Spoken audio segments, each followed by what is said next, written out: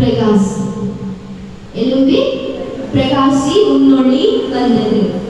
Pastor என்னிடத்துல ஒரு மாதத்துக்கு முதல் சொன்னாரு, வாலிப முகாம் ஒன்று செய்ய இருக்குது, நீங்க வாரீங்களான்னு கேட்ட பொழுது நான் அப்போ கன்ஃபார்ம் பண்ணாம கர்த்தருடைய சமூகத்தில் காத்திருந்து பெற்றுக்கொண்ட ஒரு வார்த்தை. உங்களுக்கு கொடுத்த தலைப்பு எழும்பி பிரகாசி, வேளையில் உன்னொளி வந்தது. திருப்பிக் கொள்வோம். மத்தேயு 5ஆம் அதிகாரம் 14வது வசனம். நீங்கள் உலகத்திற்கு வெளிச்சமாய் இருக்கிறீர்கள். மலையின் மேல் இருக்கிற பட்டணம் மறைந்திருக்க மாட்டாது. அல்லேலூயா. வாசிப்போமா? சத்தமா ஒரு ஆள் வாசித்து பார்ப்போம். மத்தேயு 5ஆம் அதிகாரம் 14வது வசனம். நீங்கள் உலகத்துக்குள் வெளிச்சமாய் இருக்கிறீர்கள். மலையின் மேல் இருக்கிற பட்டணம் மறைந்திருக்க மாட்டாது. நீங்கள் உலகத்துக்கு வெளிச்சமாய் இருக்கிறீர்கள். மலையின் மேல் இருக்கிற பட்டணம் மறைந்திருக்க மாட்டாது. அல்லேலூயா. ஆமென். கர்த்தர் சொல்கிறார், நீங்கள் உலகத்துக்கு என்ன இருக்கிறீர்கள்? வெளிச்சமாய் இருக்கிறீர்கள். அப்போ நீங்க பேரெல்லாம் சொல்ல போறீங்க, நான் கர்த்தருடைய சமூகத்துல நான் உலகத்துக்கு வெளிச்சமாய் இருக்க போகிறேன். அந்த வார்த்தை உங்களுக்கு தான் கர்த்தர் கொடுத்திருக்கிறார், உங்களுக்கு தான் தேவன் பேசிக் கொண்டிருக்கிறார். ஹல்லேலூயா. நீங்கள் உலகத்துக்கு வெளிச்சமாய் இருக்கிறீர்கள். ஹல்லேலூயா. சரி, அதிலேயே அந்த அதிகாரத்திலேயே 14, 15, 16 இந்த 3 வசனங்களையும் வாசிக்க கேட்போம். நீங்கள் உலகத்தில் வெளிச்சமாய் இருக்கிறீர்கள். மலையின் மேல் இருக்கிற பட்டணம் மறைந்திருக்க மாட்டாது. விளக்கை கொளுத்தி மரக்காலால் முடிவைக்காமல் விளக்கை கொளுத்தி மரக்காலால் மூடி வைக்காமல் விளக்கு தண்ணீர் மேல் வைப்பார்கள். அப்பொழுது அது வீட்டிலுள்ள யாவருக்கும் வெளிச்சம் கொடுக்கும். அவ்விதமாய் மனுஷர் உங்களுக்கு நற்கிருபையை கண்டு பரலோகத்தில் இருக்கிற உங்கள் பிதாவை மகிமைப்படுத்தும்படி உங்கள் வெளிச்சம்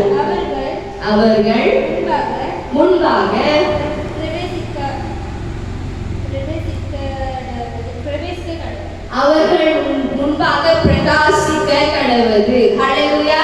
ஆமென். வார்த்தை சொல்லுது, இப்ப நமக்கு கரண்ட் போயிடும்ல, எங்க வீட்ல கரண்ட் போயிடுச்சு, என்ன பத்த வைப்போம்? கேண்டில் ஒன்று பத்த வைப்போமா?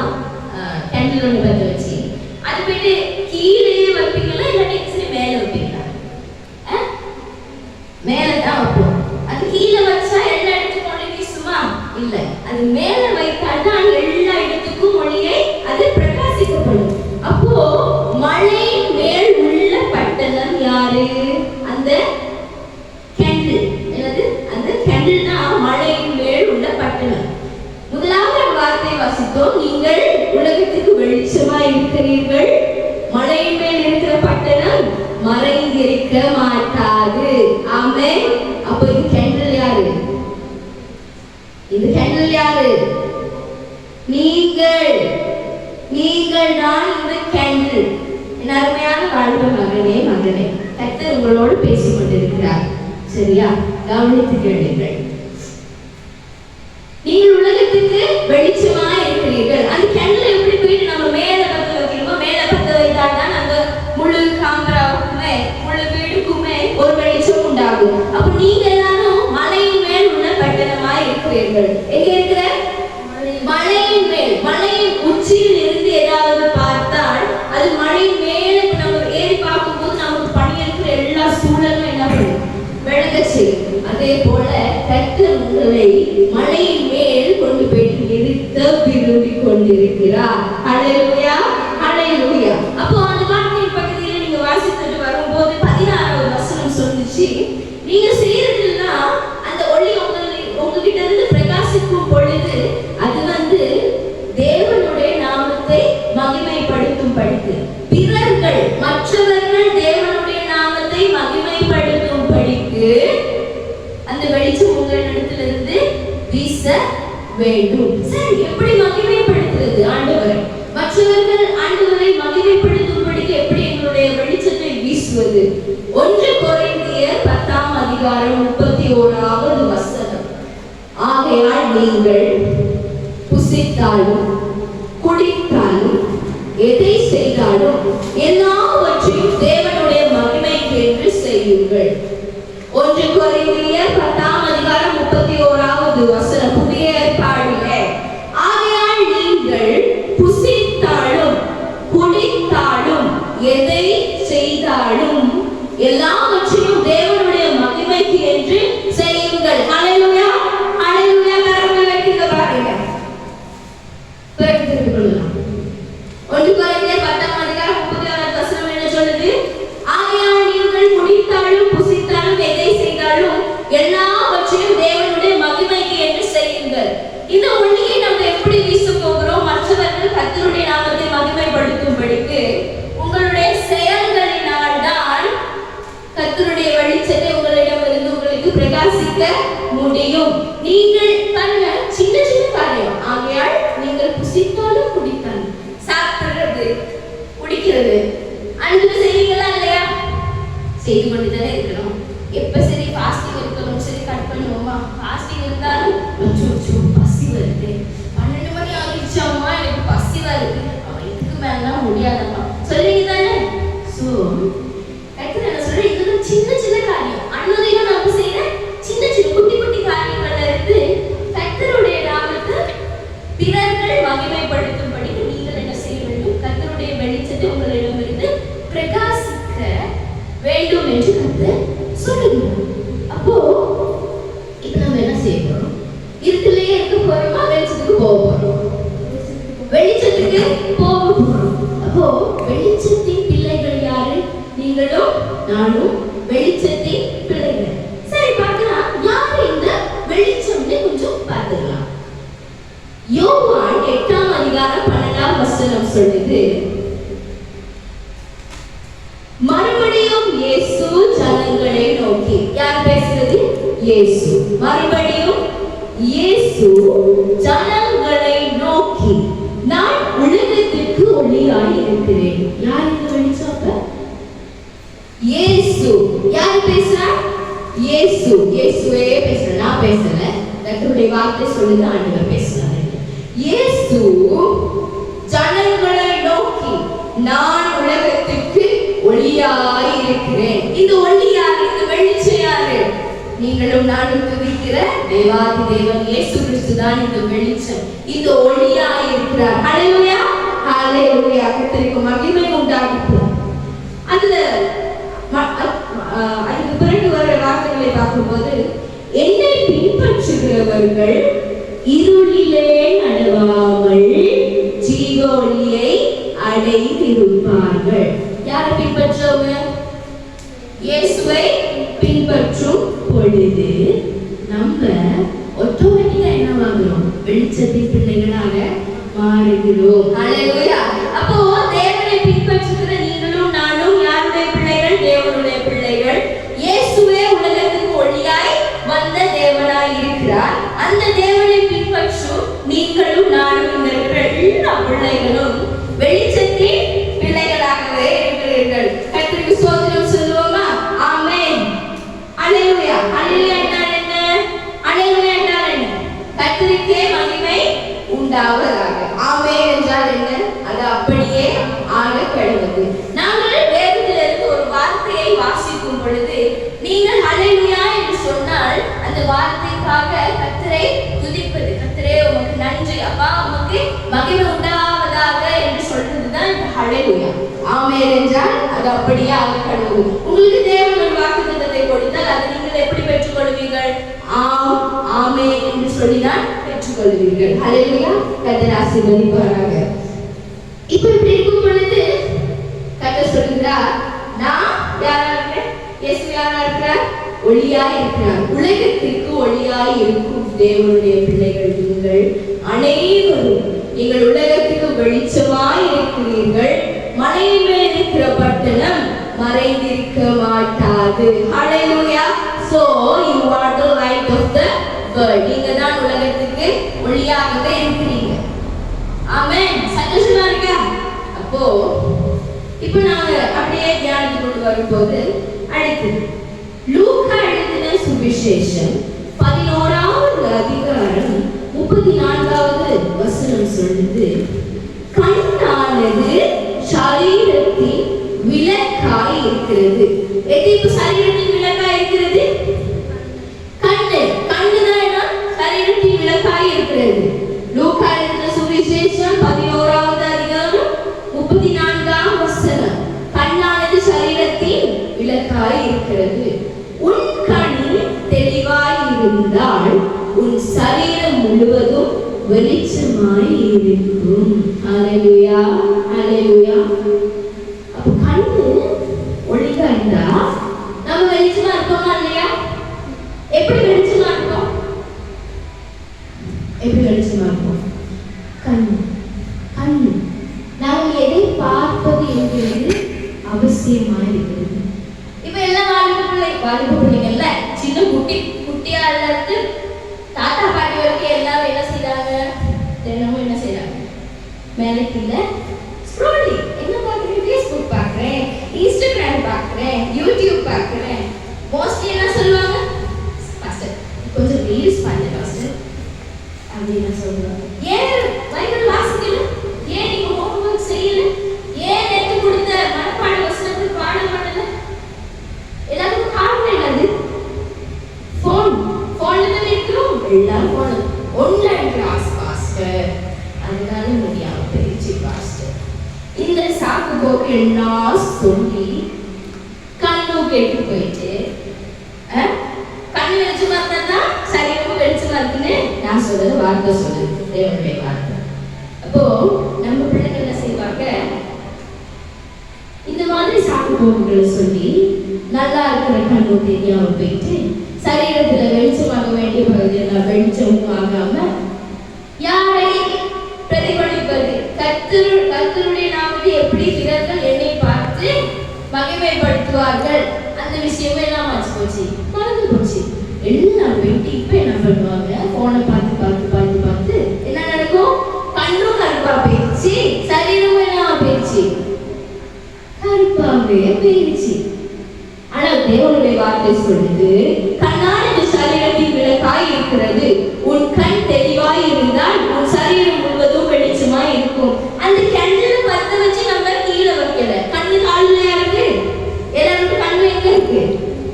மேல இருக்கு. அப்போ இந்த கண்ணு தான் வெளிச்சம், இந்த கண்ணு தான் அந்த கேண்டில். அப்ப இந்த கண்ணு நம்மளுடைய சரீரத்தில் எல்லாருக்கும் இருக்கு இல்லையா? கர்த்தரை ஸ்தோத்திரிக்க உங்களுக்கு ஒரு கண்ணு வந்து அழகா ஆண்டவர் கொடுத்திருக்கிறபடினால. ஆமென். அப்போ இந்த கண்ணை குறித்து கர்த்தர் பேசுகிறார். உன் கண் கெட்டதாய் இருந்தால் உன் சரீரம் முழுவதும் இருளாய் இருக்கும். இருளாய் இருக்கும். உன்னுடைய கண்ணு எதை பார்க்குதோ அதுதான் உன்னுடைய கண்ணு உன்னுடைய மைண்டுக்கும் கொடுக்கும். நீ கண்ணுல எது பார்க்கிறாயோ அதே தான் உன்னுடைய இருதயத்துக்கும் அது பேசும். நீ நல்லதை பார்த்தால் வெளிச்சமாய் இருப்பாய், வெளிச்சத்தை பார்த்தால் வெளிச்சமாய் இருப்பாய். உன் கண் இருளா இருந்தால் உன்னுடைய சரீரமும் இருளாகவே நான் மாறி போகும் வார்த்தை சொல்லுங்க. இப்போ பார்ப்போம் கண். சரியா? நீதிமொழிகள் 4ஆம் அதிகாரம் 21ஆம் வசனம் சொல்லுது, அவைகள் உன் கண்களை விட்டு பிரியாதிருப்பதாக. அவைகள் உன் கண்களை விட்டு பிரியாதிருப்பதாக. இப்ப அவைகள் இது எவைகள்? இந்த அவைகள் எவைகள் பாப்போமா? இந்த அவைகள் தான் 20வது வசனத்தை இப்ப வாசிப்போம். நீதிமொழிகள் 4ஆவது அதிகாரம் இப்ப 21வது வசனம் சொல்லுது, அவைகள் உன் கண்களை விட்டு பிரியாதிருப்பதாக.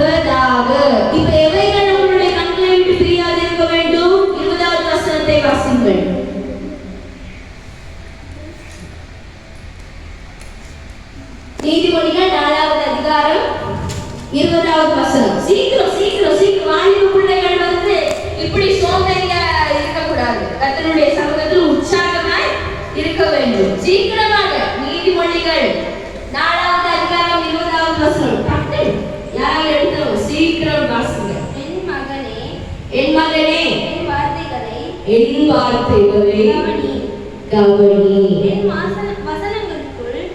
வசனங்களுக்குள் உன் செவியை சாய். எதை கவனிக்க சொல்லியிருக்கு? தேவனுடைய வார்த்தையை. தேவனுடைய வார்த்தையை. அப்போ நீதிமொழிகள் 4வது அதிகாரம் 21வது வசனம் சொல்லுதுன்னா அவைகள் உன் கண்களை விட்டு பிரியாதிருப்பதாக. இப்போ எவைகள்? தேவனுடைய வார்த்தை. தேவனுடைய வார்த்தை.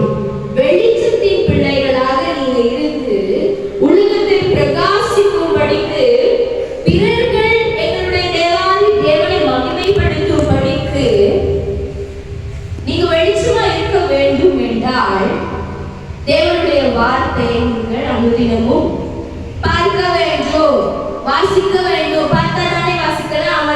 அப்போ தேவனுடைய வார்த்தையில யார் பிரியமா இருக்கிறானோ அந்திப்பகல் தேவனுடைய வார்த்தையில் பிரியமா இருக்கிறவன் பாக்கியவான் என்று சங்கீத புத்தகத்தில் சொல்லுது. ஹல்லேலூயா.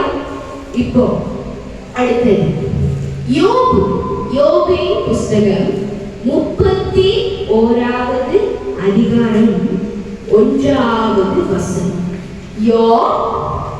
31வது அதிகாரம் 1வது வசனம். என் கண்களோடு கூட உடன்படிக்கை பண்ணின நான். இப்போ கவனித்து பாருங்க. இப்போ என்ன நடக்குது? திருப்பாருங்க. இப்போ என்ன நடக்குது? யோப் 31வது அதிகாரம் 1வது வசனம் சொல்லுது.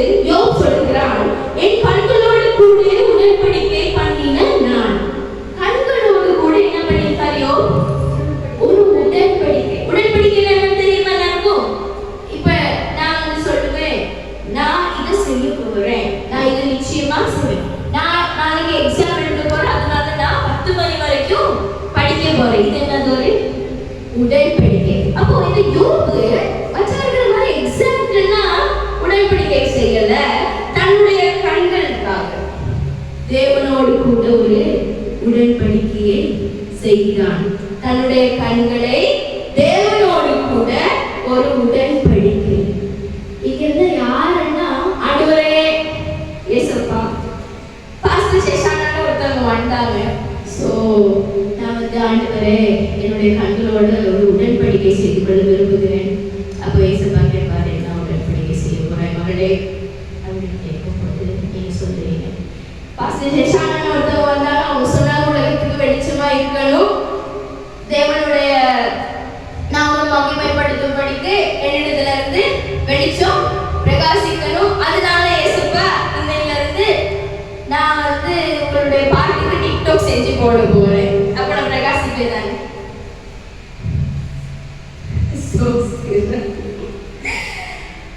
தேவனுடைய வார்த்தையை தியானிக்க வேண்டும்.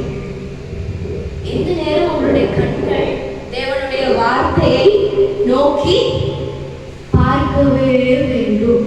தேவனுடைய வார்த்தை மனதிலே இருக்கவே வேண்டும்.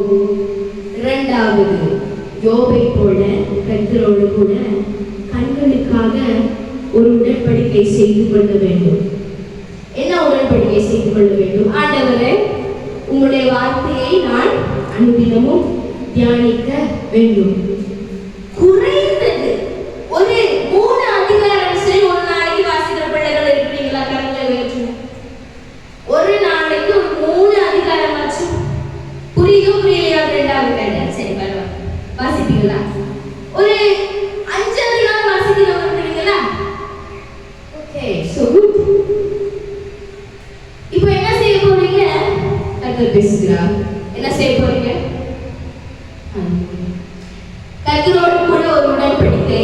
ஆண்டவரே, என்ன சொல்ல போறீங்க? உங்களுக்கு ஒரு உடன்படிக்கையை உருவாக்க போறீங்க. ஆண்டவரே சுபா நம்முடைய தேவன். அப்போ உங்களுக்கு ஒரு தெளிவு, உங்களுக்கு தெளிவு வேணும்னா கர்த்தருடைய வார்த்தை முக்கியம்.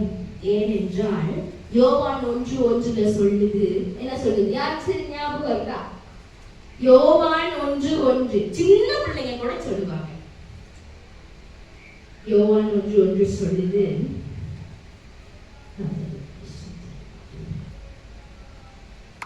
கர்த்தரே வார்த்தையாக இருந்தார் என்று. அப்ப இந்த வார்த்தை யாரு? ஆதியிலே வார்த்தை தேவனிடத்தில் இருந்தது, அந்த வார்த்தை தேவனாக. சரி, வீட்டுல போயிட்டு யோவான் 1ஆம் அதிகாரத்தை நீங்கள் நிச்சயமாக வாசிக்க வேண்டும். ஹல்லேலூயா, ஹல்லேலூயா.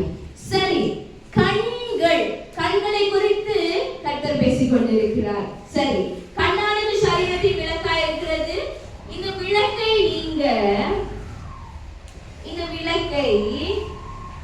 எதற்கு சமமா இருக்கிறது? உங்களுடைய கண்களுக்கு. இந்த விளக்கு என்னது? உங்களுடைய கண்கள். அப்ப உங்களுடைய கண்கள் தெளிவா இருந்தால்தான் உங்களுடைய சரீரம் முழுவதும் வெளிச்சமா இருக்கும்.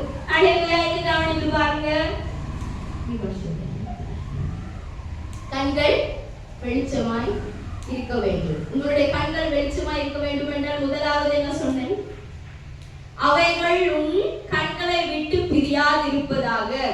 நீதிமொழிகள் 4ஆவது அதிகாரம் 21ஆவது வசனத்தில் சொன்னார். என்னது? அவைகள் உன் கண்களை விட்டு பிரியாதிருப்பான். இவைகள் தேவனுடைய வார்த்தை. ஹல்லேலூயா. இரண்டாவது, யோப் தன்னுடைய கண்ணோடு கூட ஆண்டவரோடு கூட ஒரு உடன்படிக்கையை செய்து கொண்டார். இப்ப நீங்க எல்லாம் உடன்படிக்கை செஞ்சு நான் ஜெபிச்சேன் தானே? சரி. அப்புறம் சங்கீதக்காரன். யார் சங்கீதக்காரன்? தாவீது. திருப்பிக் கொள்வோம். சங்கீதம்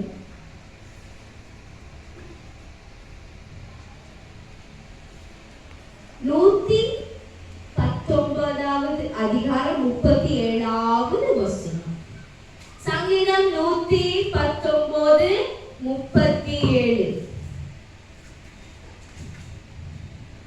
நமக்கு நேரம் இல்லை.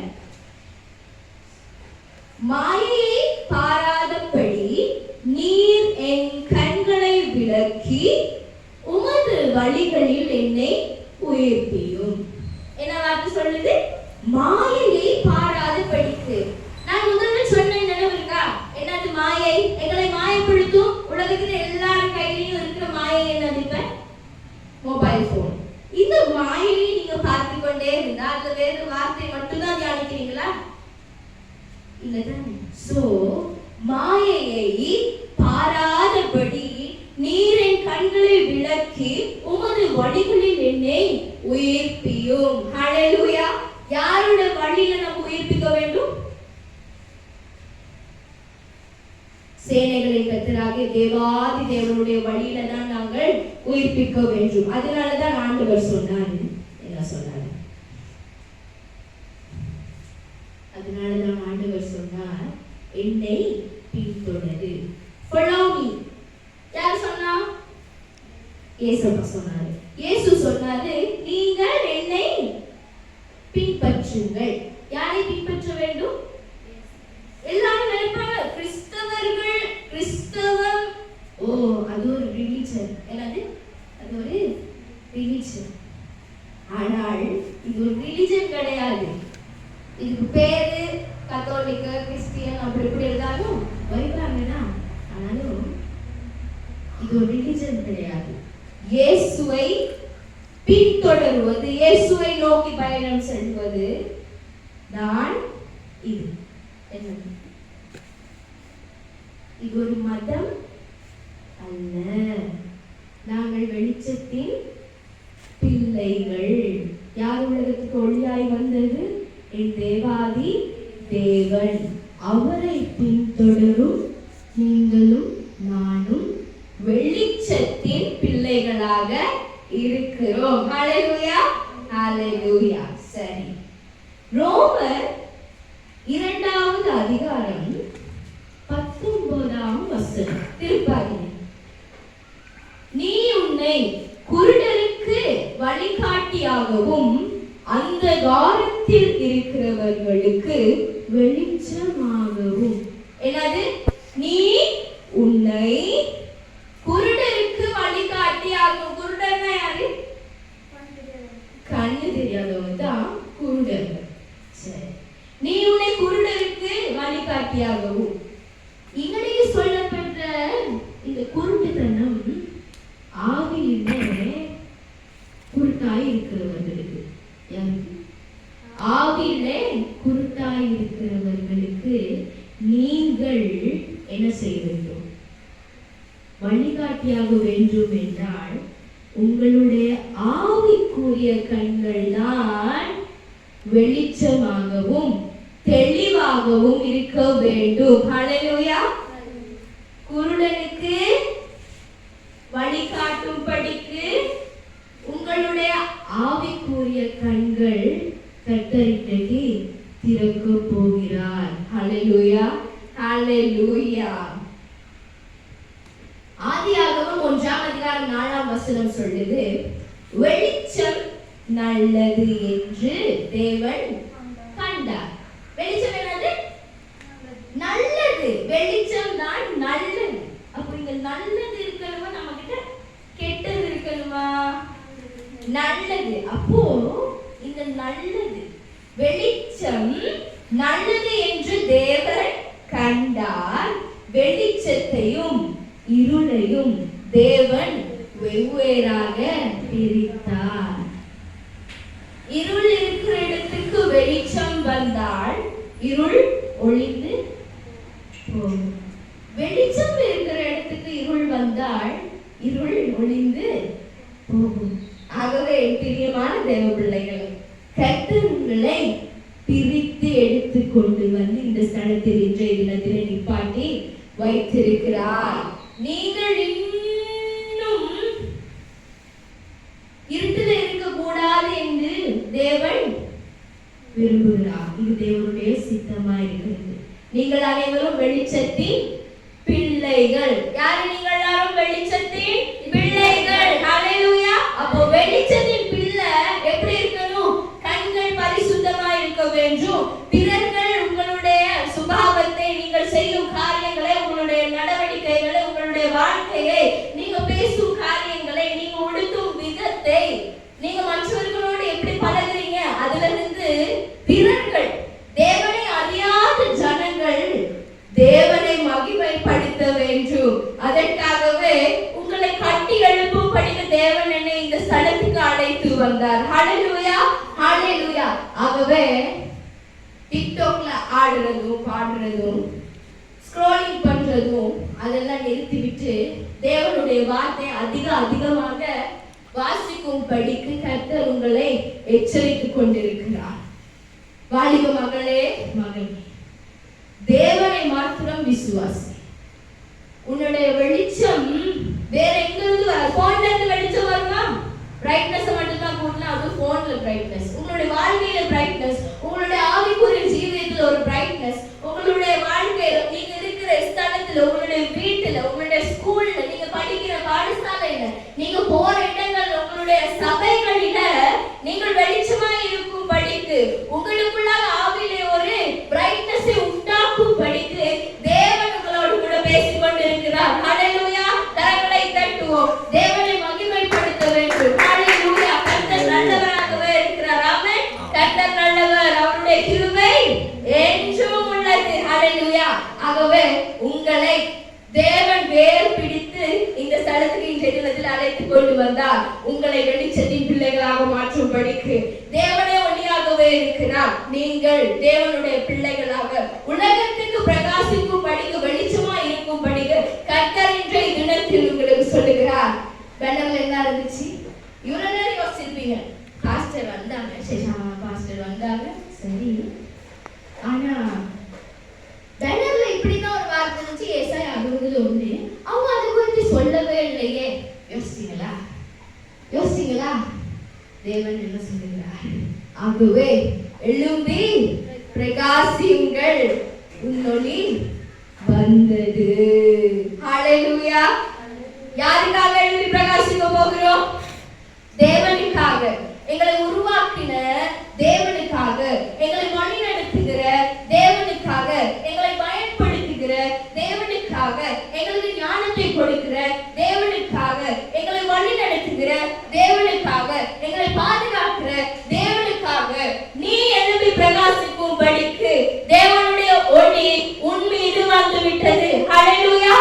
ஸ்தோத்திரம் உண்டாவதாக. கரங்களை உயர்த்தி எழுந்திருப்போம். ஹalleluya.